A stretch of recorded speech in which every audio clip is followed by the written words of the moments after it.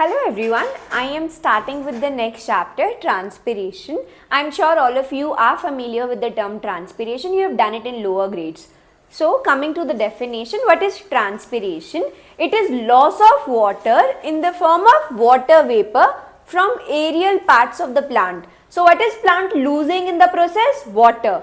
In which form? In the form of water vapor. From which parts? From the aerial parts of the plant. What are aerial parts of the plant?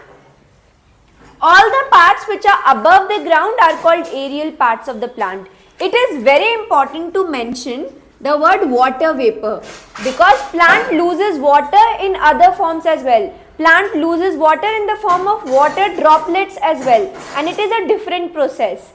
In transpiration, plant loses water in the form of water vapor. And from which parts? From the aerial parts. What are aerial parts? All the parts of the plant which are above the ground are called aerial parts. Now coming to few experiments of transpiration which will prove that plant loses water in the form of water vapor. Now in the first experiment, they have taken a well watered potted plant. This is well watered potted plant. All the aerial parts of the plant is covered with a polythene bag. The entire plant is covered with a polythene bag and this setup is kept in sunlight for 2 to 3 hours. After 2-3 hours, what will be observation in this experimental setup? After 2-3 hours, we will observe that there are water droplets present on the inside of polythene bag. Now my question to all of you, why do you think water droplets are present on the inside of polythene bag? These water droplets indicate that the plant is losing water in the form of water vapor, and after condensation water vapor will turn into these water droplets. An application based question can also be framed from this experiment. They can ask you, why this polythene bag is not covering the soil of the pot as well? Why the soil is also not covered with the polythene bag? Why only the aerial parts of the plant? Why not the soil? Now coming to the answer, why this soil is also not covered with polythene bag? Because some amount of water will be present in the soil and that water can be lost because of the process of evaporation, and it can give us false results for transpiration. So to avoid the false result of transpiration, we have covered only the aerial parts of the plant. So I will explain it again. The question is, why the polythene bag is covering only the aerial parts of the plant? Why not the soil of the pot is also covered with the polythene bag? Because what are we doing in the experiment? We are trying to prove that the aerial parts lose water in the form of water vapor. We are trying to prove that plant undergoes the process of transpiration. If we will cover even the soil with the polythene bag, how will we make sure that these droplets are because of transpiration or because of evaporation of water from the soil? How will you know how these water droplets have accumulated? That is why, to avoid the false transpiration result, polythene bag is only covering the aerial parts of the plant, not the soil of the pot. Now there is one more experiment called weighing method, proving the same thing, that plant loses water in the form of water vapor by the process of transpiration. What is done in this experiment? They have taken a test tube full of water. So the test tube is full of water. At the top of the test tube, there is a layer of oil used. And then a leafy twig and then a leafy shoot is inserted in the test tube. Now this entire setup is kept in sunlight. The entire setup is kept in sunlight for 2-3 hours. Initially, at the start of the experiment, let's say the weight of this entire setup was X. Now this entire setup is kept in sunlight for 2-3 hours. After 2-3 hours, when the weight was again taken for the experimental setup, wait after 2-3 hours of keeping the setup in sunlight, X minus something. So the weight reduces after keeping the entire setup in sunlight. Why do you think the entire setup is losing the weight? Initially, at the start of the experiment, it was X. After 2-3 hours of keeping the experimental setup in sunlight, the setup lost its weight. Why do you think the setup lost weight? Why there is reduction in the weight? It's because of loss of water by the leafy shoot. By which process? By the process of transpiration.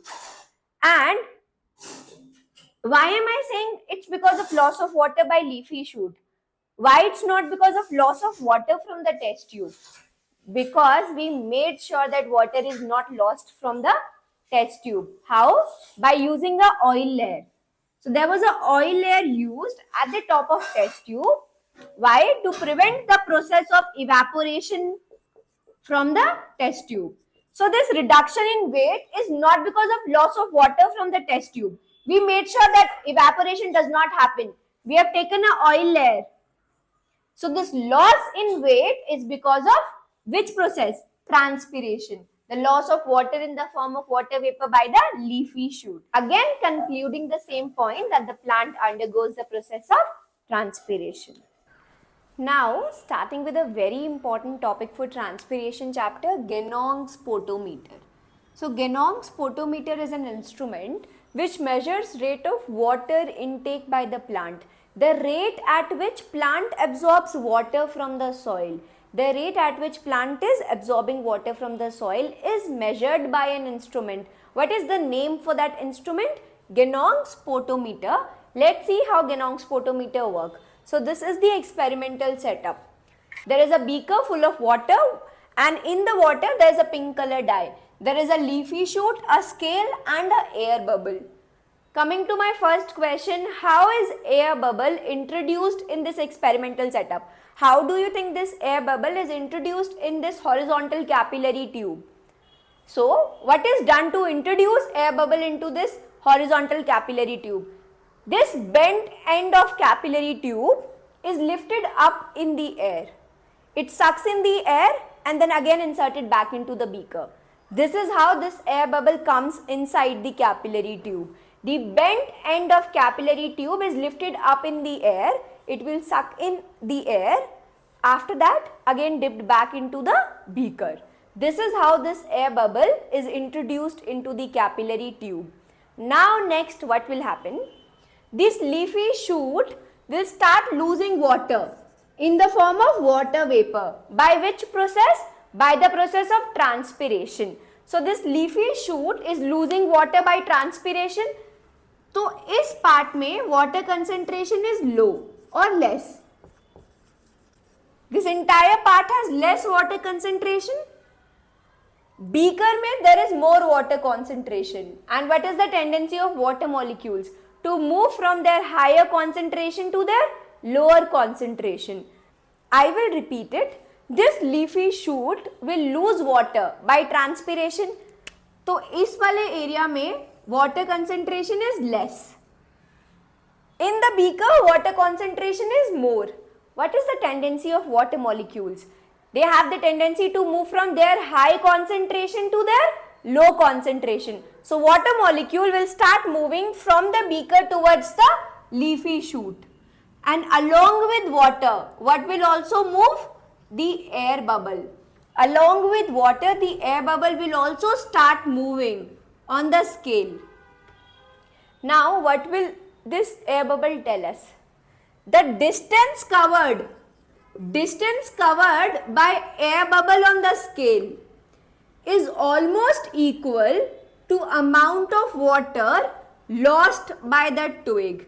Amount of water lost by the twig or leafy shoot. I will repeat it. The entire experiment, Ganong's photometer, is very, very important for you. Be very attentive. What is Ganong's photometer? It is an instrument which measures rate of water intake by the plant. The rate at which plants are absorbing water from the soil. What is the experimental setup? There is a beaker full of water. Water mein there is a pink color dye. The purpose of using the pink color dye to increase the visibility of air bubble. Because of this pink color water, the visibility of air bubble increases. Air bubble visibility is more. So in the water, a pink color dye is used. There is a horizontal capillary tube, a scale, air bubble and a leafy twig or a leafy shoot. This leafy twig or leafy shoot loses water in the form of water vapor. Transpiration से. तो यहाँ पे water का concentration कम है. Water concentration is more in the beaker. And the tendency of water molecules is to go from their higher concentration to their lower concentration. Water molecules will start moving from the beaker towards the leafy shoot. And along with water molecules, what will also move? The air bubble. This air bubble will also start moving along with water. What is the significance of this air bubble? The distance covered by this air bubble will be almost equal to amount of water lost by the leafy twig. So, can I say that Ganong's photometer also measures rate of transpiration? Not directly. So, the major function, the direct function of Ganong's photometer is to measure rate of water intake by the plant, which is almost equal to amount of water lost by the plant. By which process? Transpiration. So, indirectly it can also measure transpiration. But what is the main and the direct function of Ganong's photometer? To measure the rate of water intake by the plant. Now, coming to precautions and limitations of Ganong's photometer.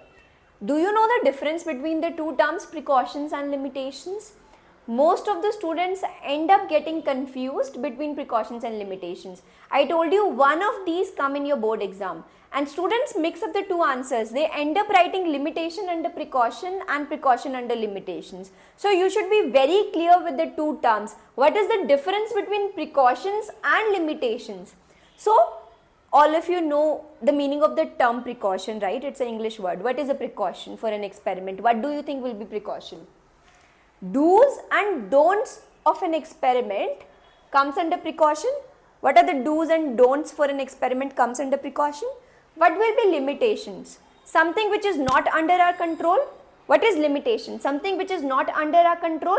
Precautions are the do's and don'ts for an experiment. Now, let's discuss the do's and don'ts for Ganong's photometer. What are the precautions taken for Ganong's photometer? The entire setup should be watertight. Ganong's photometer mein there was water present, pink color water. So the entire setup should be watertight to prevent the leakage of water. Under our control, right? So the first precaution taken should be watertight setup to avoid leakage of water. Coming to second precaution, obliquely cut twig. So the twig which is present in Ganong's photometer should be cut obliquely. So this is how twig should be cut, obliquely. Why do you think twig should be cut obliquely? It can be asked in give reason question as well. That in Ganong's photometer, the twig is cut obliquely. Why? Because this oblique cutting will increase the surface area. This oblique cutting will increase the surface area of the twig and more water can be absorbed. The more the surface area, more water will be absorbed by the twig. So second precaution, the twig should be cut obliquely. Why obliquely? To increase the surface area. The more the surface area, the more water will be absorbed by the twig. And the third precaution, this oblique cutting of the twig should be done inside the water. So this oblique cutting of the twig should be done inside the water. This is again a very important give reason question as well. That in Ganong's photometer, the oblique cutting of the twig is done inside the water. Explain. Can you guess that why this twig is being cut inside the water? Why not outside the water? Because the answer is, if we will take this outside the water, if we will cut the twig obliquely outside the water, it can suck in the air bubble. And this air bubble can block the xylem. And why is xylem very important? Xylem is the one which is transporting water to the upper parts, right? Xylem in plants transport water and minerals, right? So the cutting of the leafy twig obliquely should be done inside the water. Why not outside? Because if it is cut outside, it can suck in the air bubble. And this sucked in air bubble can block the xylem of the leafy shoot. So to avoid the blockage of the xylem of the leafy shoot, make sure it is cut obliquely inside the water, not outside. Is this clear? These were the precautions, something which is under our control. So what are the precautions? For Ganong's photometer, the entire setup should be watertight. Why watertight? To avoid the leakage of the water. Second, the leafy twig should be cut obliquely. Why obliquely? The oblique cutting will increase the surface area. The more the surface area, the more water will be absorbed by the leafy shoot. Third, this cutting of the leafy shoot obliquely is done inside the water.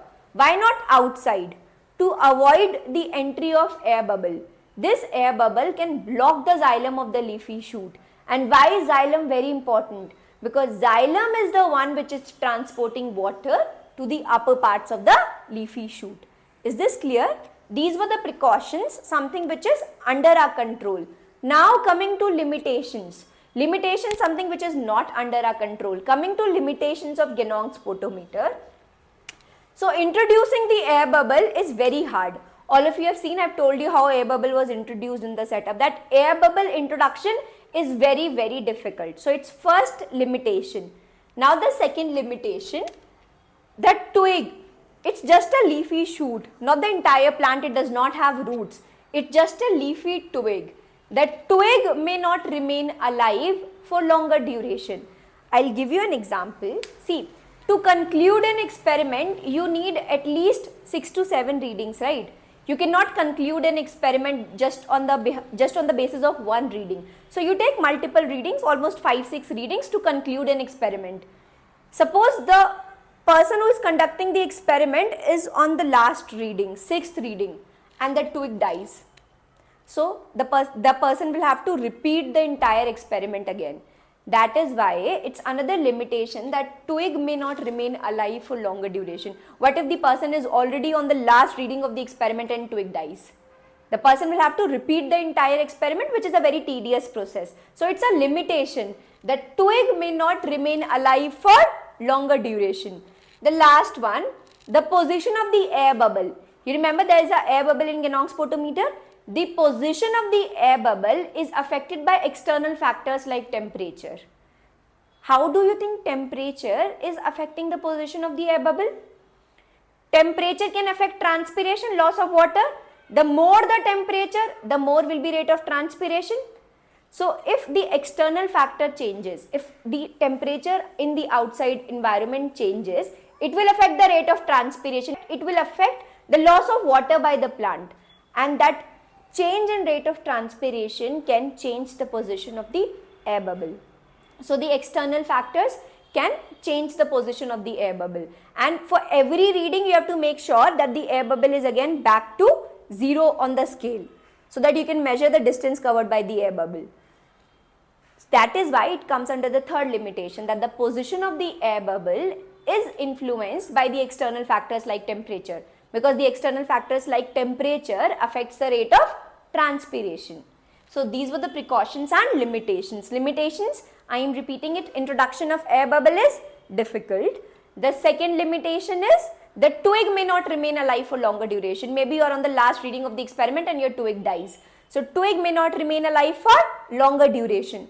The last one, for every reading you have to make sure that the air bubble is on 0 reading of the scale, so that you can measure the distance covered by the air bubble. The position of the air bubble is influenced by the external factors as well, like temperature. So these are the limitations. Be very clear what are precautions and what are limitations. Even while writing, you can cross check that is this something which is under our control? Is this something which is controllable? If yes, it will come under precaution. Something which is not under our control will come under limitation, and this is a very important question for your board exam. Now, for the next part of the chapter, come to part 2. For now, that's all for this chapter. We'll meet in the next part. Till then, bye.